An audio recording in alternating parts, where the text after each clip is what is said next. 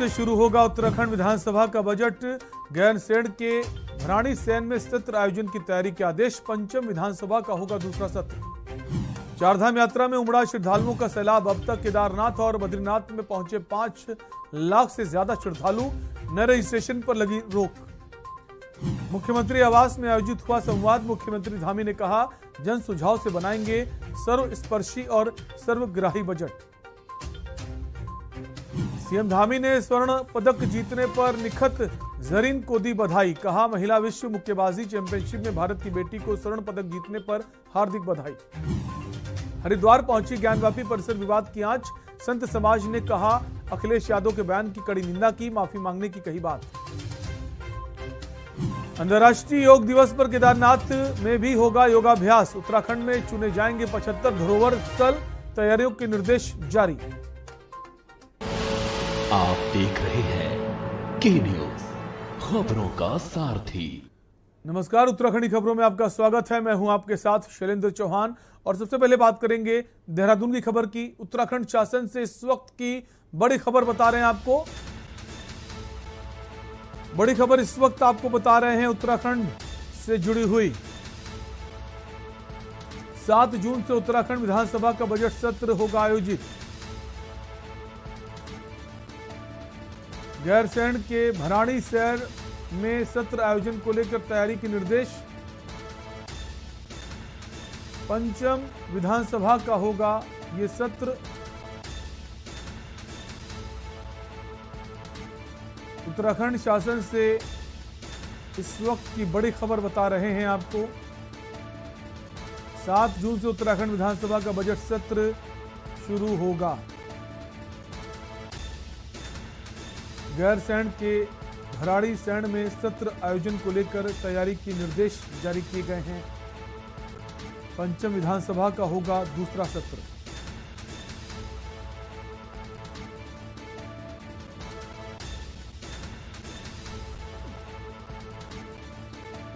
पांचवी विधानसभा का दूसरा सत्र आयोजित होने जा रहा है, जो गैरसैंण में होगा। 7 जून तारीख निर्धारित की गई है। बड़ी खबर इस वक्त आपको बता रहे हैं।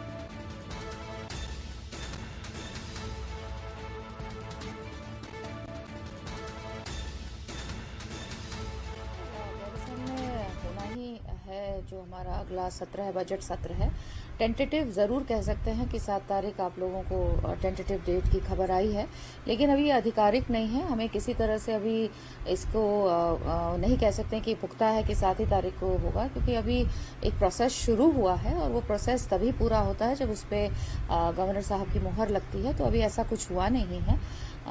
तो अभी ये टेंटेटिव डेट है और जैसे ही कुछ होता है तो मैं आपके बीच में आकर आपको इन्फॉर्म करूंगी।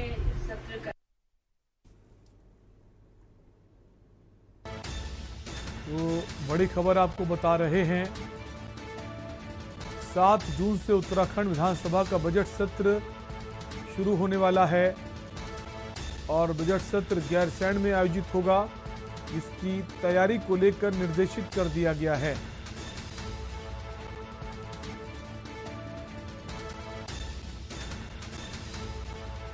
और इसी खबर पर देहरादून से हमारे संवाददाता अभिषेक कुमार जुड़ गए हैं। अभिषेक, इसके पहले भी तमाम तरह की बातें की जा रही थी, गैरसैंण में सत्र का आयोजन होगा, तो इस बार सत्र का आयोजन गैरसैंण में होने जा रहा है।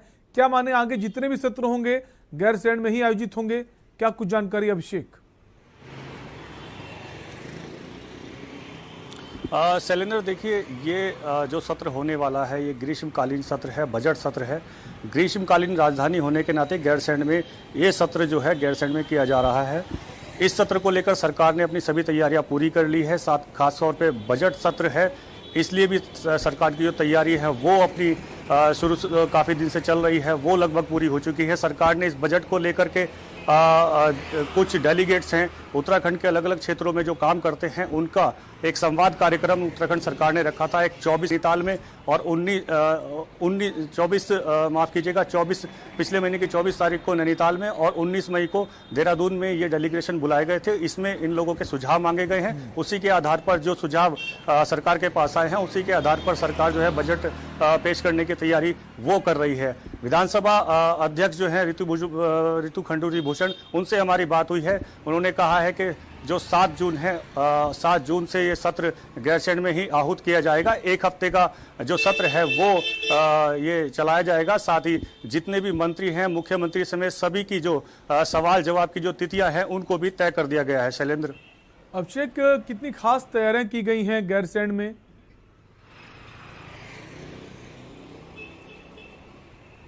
शैलेंद्र, देखिए उत्तराखंड को अगर बात करें तो 4 धाम चल रही है। दूसरी बात है 4 धाम के सीजन में उत्तराखंड के गैरसैंण में ये विधानसभा सत्र करना सरकार के लिए भी बहुत बड़ी चुनौती है, लेकिन सरकार का साफ तौर पे कहना है हमारी तरफ से पूरी तैयारियां कर ली गई है। क्योंकि गैरसैंण में आपको बता दूं कि 4 धाम यात्रा में जो कर्णप्रयाग पड़ता है उससे ही गैरसैंण भराड़ीसैंण का जो रास्ता है वो जाता है और गैरसैंण का जो एनवायरनमेंट है वो देखते ही बनता है और चैलेंजिंगों से जो है वो भरा हुआ है। तो सरकार ने उसको लेकर के पूरी तैयारी अपनी कर ली है। सरकार की पूरी तैयारी है कि आने वाला जो गैरसैंण सत्र है उसको जो है पूरी तरह से सफल बनाया जाए। जी अभिषेक, विपक्ष है वो लगातार सवाल उठाता रहा है गैरसैंण को लेकर कि इसको राजधानी बनाया जाए, यहाँ पर बजट सत्र जो भी सत्र हो वो यहीं पर आयोजित हो। तो कह सकते हैं विपक्ष जो लगातार सवाल उठाता रहा है अब उसको मौका नहीं मिलेगा।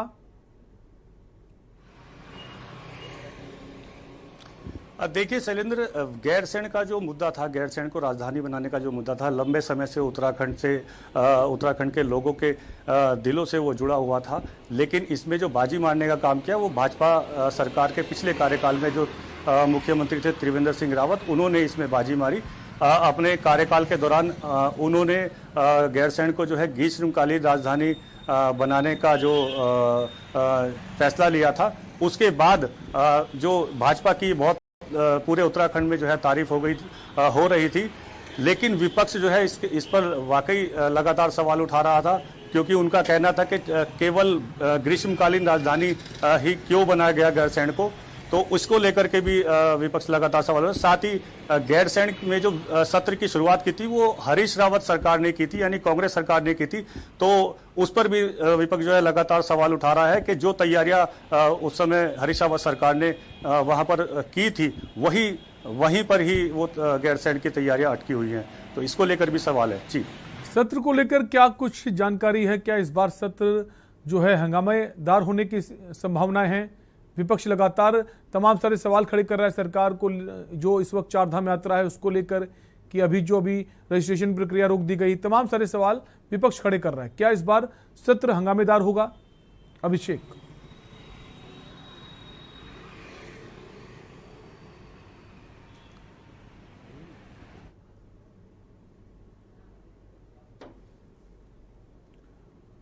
अभिषेक, हम चाहेंगे आप अपने फोन को अनम्यूट कर लें। अभिषेक से वापस जुड़ने की कोशिश करेंगे। तो आपको बड़ी खबर बता रहे हैं उत्तराखंड से जुड़ी हुई। पंचम विधानसभा का दूसरा सत्र आयोजित होने जा रहा है। 7 जून को इसका आयोजन होगा। अभिषेक, बहुत बहुत शुक्रिया, आप हमारे साथ जुड़े, तमाम जानकारी आपने साझा की।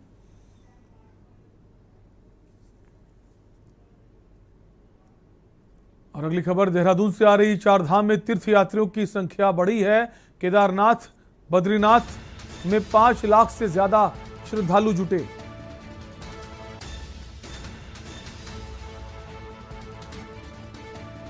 श्रद्धालुओं की संख्या जो है लगातार बढ़ती जा रही है। बद्रीनाथ केदारनाथ मंदिर समिति ने आंकड़े जारी किए हैं।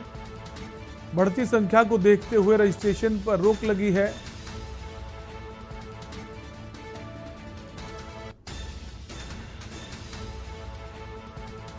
तो लगातार जो तीर्थ यात्री हैं उनकी संख्या में इजाफा हो रहा है। 5 लाख से ज्यादा श्रद्धालु की संख्या है। बद्रीनाथ केदारनाथ मंदिर समिति ने ये आंकड़े जारी किए हैं।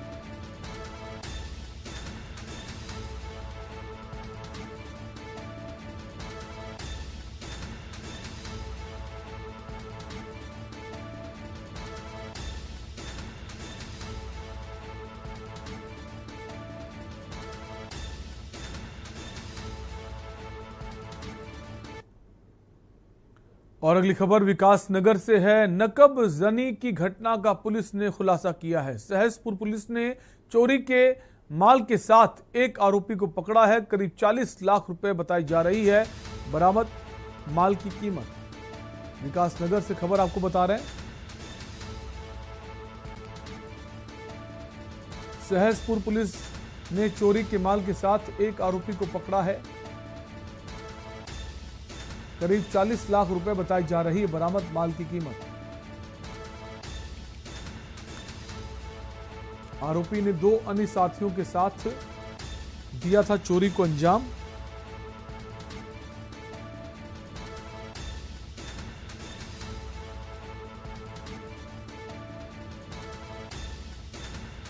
आरोपी ने 2 अन्य साथियों के साथ इस चोरी की वारदात को अंजाम दिया था।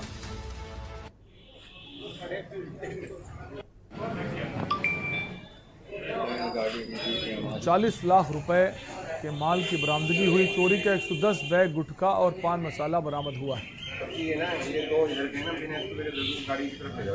विकास नगर का ये मामला बता रहे हैं, जहां पुलिस ने चोरी की घटना का खुलासा किया है।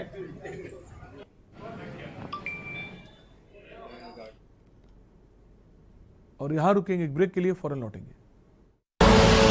आप देख रहे हैं के न्यूज, खबरों का सारथी। देखें कौन नया खिलाड़ी आया है, समझा देते हैं। प्यार से समझाएंगे, धीरे धीरे से, वो भी अपनी जुबान में।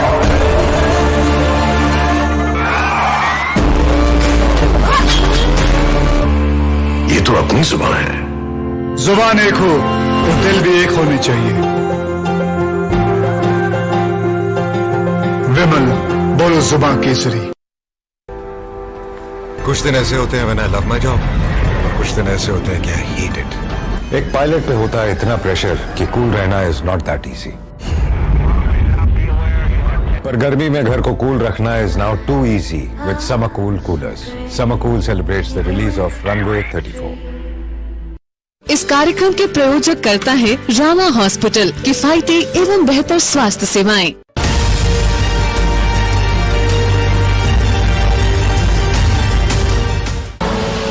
आप देख रहे हैं के न्यूज, खबरों का सारथी।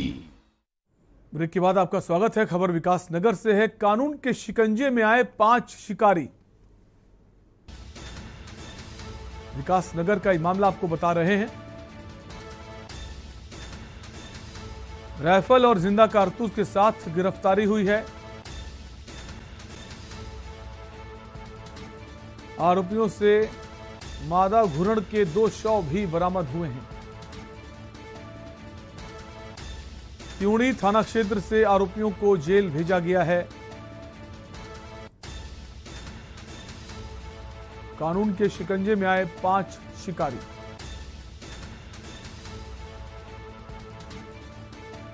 राइफल और जिंदा कारतूस के साथ गिरफ्तारी हुई है।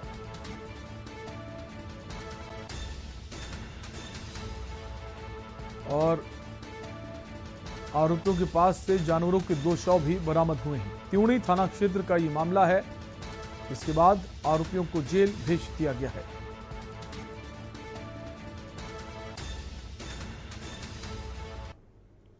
और अगली खबर हरिद्वार से है। हरिपुर कला में वन विभाग को मिली बड़ी कामयाबी। वन विभाग को बड़ी कामयाबी मिली है।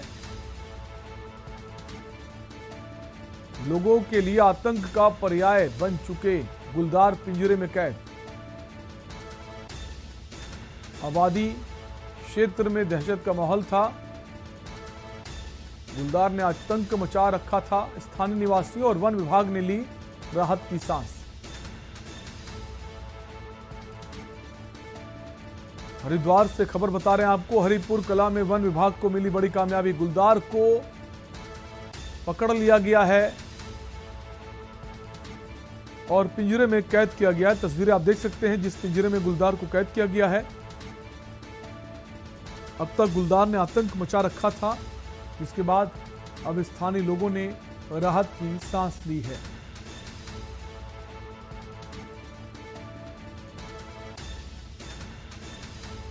हरिपुर कला में वन विभाग को ये कामयाबी मिली है, जहां से गुलदार को कैद किया गया है।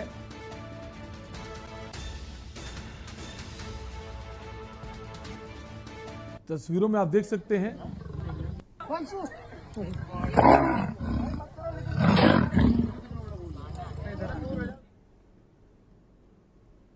और खबर हरिद्वार से है।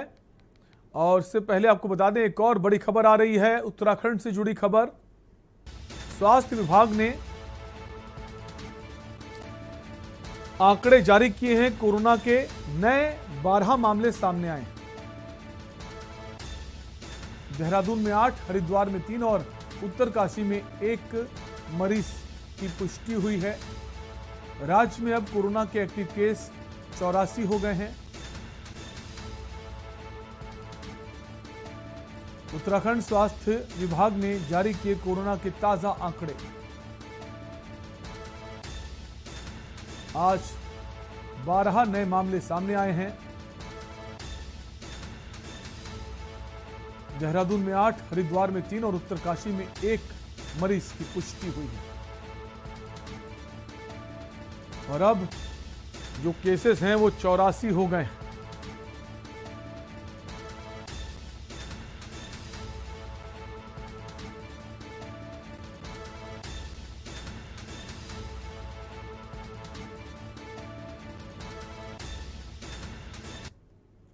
और बुलेटिन में वक्त एक ब्रेक का है, खबरें भी और भी। आप देख रहे हैं के न्यूज, खबरों का सारथी। देखें, और नया खिलाड़ी आया है। समझा देते हैं, प्यार से समझाएंगे, धीरे धीरे से, वो भी अपनी सुबह में।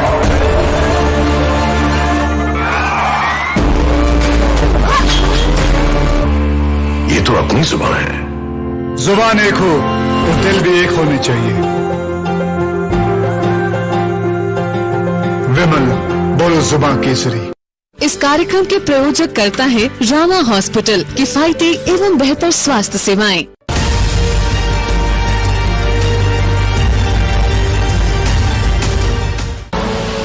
आप देख रहे हैं के न्यूज, खबरों का सारथी। ब्रेक के बाद एक बार फिर आपका स्वागत है। खबर हरिद्वार से है। मुख्यमंत्री पुष्कर सिंह धामी हरिद्वार दौरे पर रहे।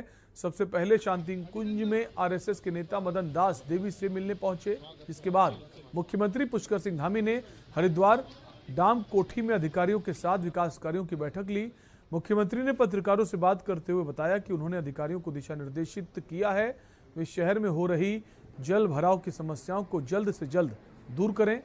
मुख्यमंत्री ने बताया कि नेशनल हाईवे चौड़ीकरण के बाद कई जगह पर जल भराव की शिकायतें आ रही थी, उसे भी दूर करने के लिए कहा गया है। साथ ही चारधाम यात्रा और आने वाली कांवड़ यात्रा को लेकर अधिकारियों के साथ बैठक की गई है, जिसमें पार्किंग और पुलिस व्यवस्था के बारे में जानकारी ली गई है।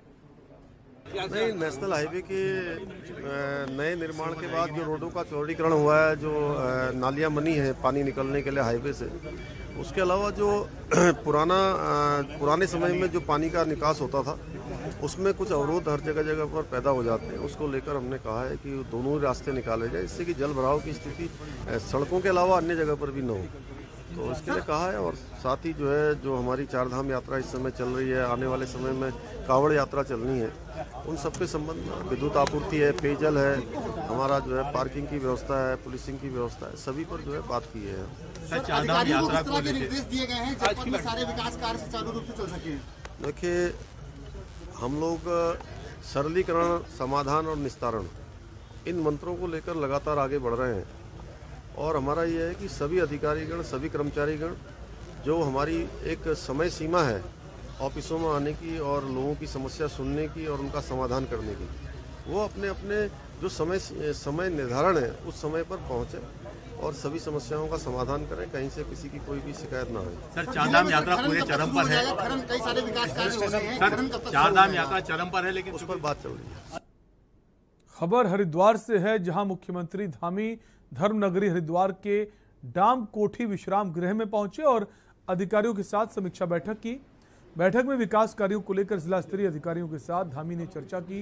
बैठक में हरिद्वार जिलाधिकारी एसएसपी समेत जिले के कई अधिकारी मौजूद रहे।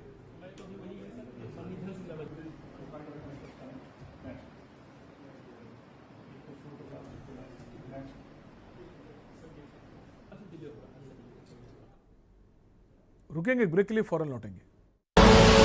आप देख रहे हैं के न्यूज, खबरों का सारथी। देखें और नया खिलाड़ी आया है, समझा देते हैं, प्यार से समझाएंगे, धीरे धीरे से, वो भी अपनी जुबान में।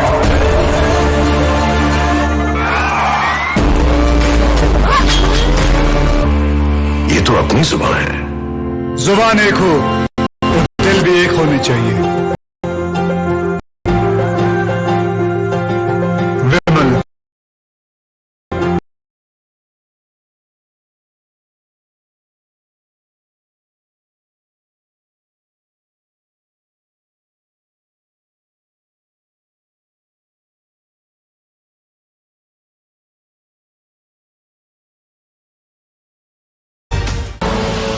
आप देख रहे हैं के न्यूज, खबरों का सारथी। ब्रेक के बाद एक बार फिर आपका स्वागत है। खबर देहरादून से है। नरेंद्र मोदी सरकार के 8 साल पूरे होने पर भाजपा सेवा, सुशासन और गरीब कल्याण कार्यक्रम के रूप में मनाने जा रही है। इस संबंध में पार्टी ने 30 मई से 15 जून तक कार्यक्रम निर्धारित किया है। वहीं इस पर भाजपा प्रवक्ता विनय गोयल ने कहा कि प्रधानमंत्री नरेंद्र मोदी के 8 साल का कार्यकाल हिंदुस्तान के इतिहास का स्वर्णिम काल रहा है। उनके नेतृत्व में आज जिस प्रकार से हिंदुस्तान की जय जयकार हो रही है, उसी से गौरवान्वित होकर हर भारतवासी उनका धन्यवाद कर रहा है। साथ ही प्रदेश अध्यक्ष मदन कौशिक और प्रदेश महामंत्री संगठन अजय के निर्देशानुसार 30 मई से 15 जून तक देश भर की तरह उत्तराखंड में भी बूथ स्तर तक इस संबंध में विभिन्न कार्यक्रमों का आयोजन किया जाएगा, जिसके क्रियान्वयन के लिए प्रदेश उपाध्यक्ष अनिल गोयल के संयोजन में प्रदेश स्तरीय समिति का गठन भी किया गया है। मोदी सरकार का 8 साल का कार्यकाल हिंदुस्तान के इतिहास का स्वर्णिम काल है और जिस प्रकार से भारत माता की जय के लिए हमारी पार्टी काम करती है और जिस प्रकार से देश में और दुनिया में भारत माता की जय जयकार हो रही है, उससे हर भारतवासी अपने आप को गौरवान्वित महसूस कर रहा है और मोदी जी को और मोदी जी की सरकार को बार बार धन्यवाद कह रहा है। खबर देहरादून से है। प्रदेश संगठन समन्वयक ज्योत सिंह बिष्ट ने आम आदमी पार्टी में कई युवाओं को शामिल किया। इस मौके पर प्रदेश संगठन समन्वयक ज्योत सिंह बिष्ट ने कहा कि आम आदमी पार्टी अपने संगठन को मजबूत करने के लिए धरातल पर पुरजोर तरीके से कार्य कर रही है। साथ ही अरविंद केजरीवाल की नीतियों को घर घर पहुंचाने के लिए आम आदमी पार्टी के सभी नेता दोबारा एकजुट होकर साथ चल रहे हैं और प्रदेश में संगठन को मजबूत करने का काम कर रहे हैं, जिसको देखते हुए आज सैकड़ों की तादाद में हिमांशु पुंडीर के नेतृत्व में युवाओं ने आम आदमी पार्टी का दामन थामा है।